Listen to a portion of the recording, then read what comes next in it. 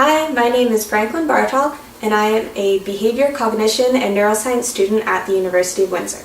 Today I'll be talking to you about how to use dried fruit in your cooking. Now, my favorite recipe to use dried fruit in is my apple spice muffin recipe. It's really quick, really simple, and it makes a great snack to take to school.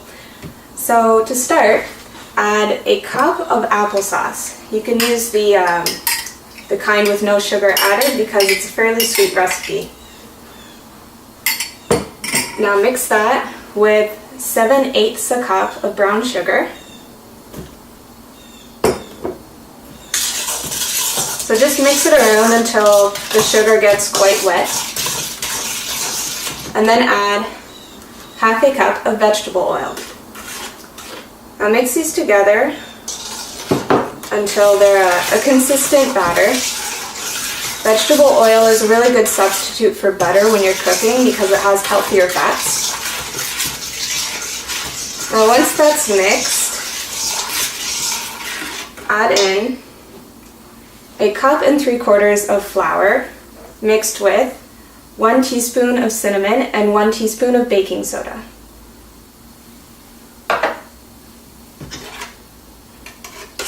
Just gradually add it in so the flour has a chance to get wet and really mix in there.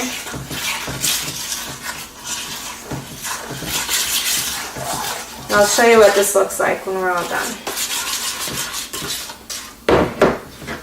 You see I'm adding it very gradually and just fold it in with your spoon. It's a really simple baked good recipe. It's not finicky. You don't need an electric mixer with it.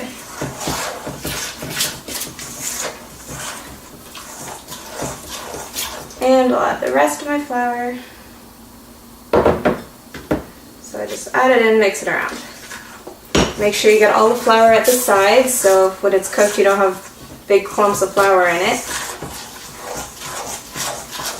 Now at this point it'd be a good idea to turn the oven on. We bake this at 350, so the oven has time to heat up. Okay, I'm just going to get the sides.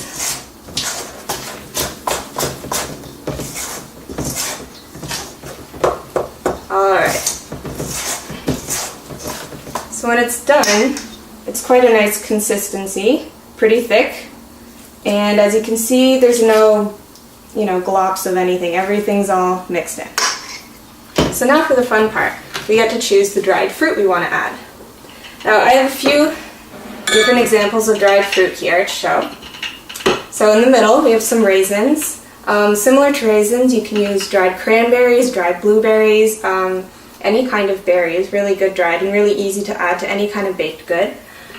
Here we have two different kinds of plums. We have a prune plum, this really dark fruit here, and then we have a red plum. Here we have apricots, which a lot of people really like. If you're going to add it to a baked good or to a salad, it'd be nice to cut it up into tiny pieces so they're bite-sized, and if you're cooking it in a baked good, it cooks all the way through. These are dried pears, which are pretty unique and they taste really delicious. And these are dried apple slices. So today I will be using the raisins and the apple slices in this bread, but you could really use any dried fruit in any kind of baked good. Dried fruit is also really good to add to salads, especially raisins and cranberries and small fruit like that. It just fits in really nicely and adds a nice sweet taste to the salad. Alright, so just mix it in. You can use about a third or a half a cup of raisins if you like them. Dates are also really good in this recipe and any kind of nut. Personally, I like walnuts. They just go really well with the apple. So make sure you spray your pan before you use it. Even if it says it's non-stick, that doesn't really mean that the food won't stick to it. So I always use Pam, but you could even use any kind of butter or oil and just make sure it's coated.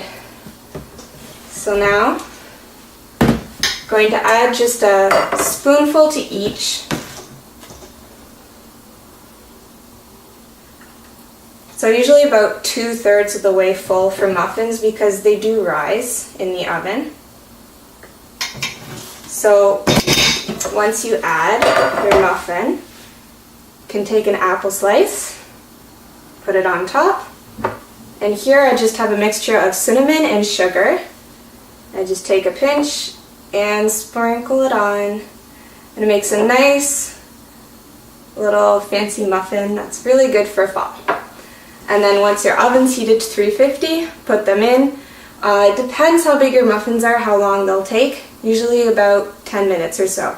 But just insert a toothpick into the middle of each muffin if you think they're starting to get done. And when you take the toothpick out, if it has wet batter on it, then it still needs to cook. If it comes out with crumbs or it comes out clean, then you know that the middle has set, it's cooked, and it's ready to take out. And here we are with the finished product, all cooked. It took longer than 10 minutes. It took more like 20-25 minutes. So it's always best to not go by the time, but to go by checking with a toothpick in the middle to see if it's cooked all the way through, because every oven's different and everybody has different sized muffin tins. So yeah, it took about 20-25 minutes. Turned out really great.